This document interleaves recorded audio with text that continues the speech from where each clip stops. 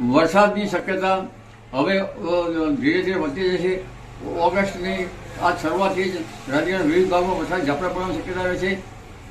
તારીખ 2 ઓગસ્ટથી મધ્યપ્રદેશમાં ભારે વરસાદ થવાની શક્યતા રહે છે અને તારીખ 3 ઓગસ્ટથી લગભગ ગુજરાતના ભાગમાં મોટો વરસાદનો સમૂહનો જથ્થો આવી જશે અને સવાઈ જશે. દક્ષિણ ગુજરાતમાં ભારેથી અતિભારે વરસાદ થવાની શક્યતા રહે છે. દક્ષિણ સૌરાષ્ટ્રના ભાગોમાં ભારે વરસાદની શક્યતા રહે છે.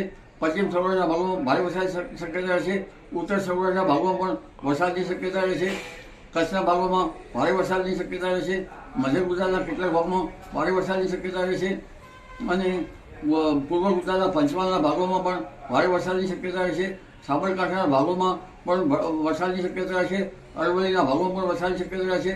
બનાસકાંઠાના કેટલાક ભાગમાં ભારે વરસાદની શક્યતા રહે છે. અંબાજી દાદરાના ભાગોમાં ભારે વરસાદની શક્યતા રહે છે અને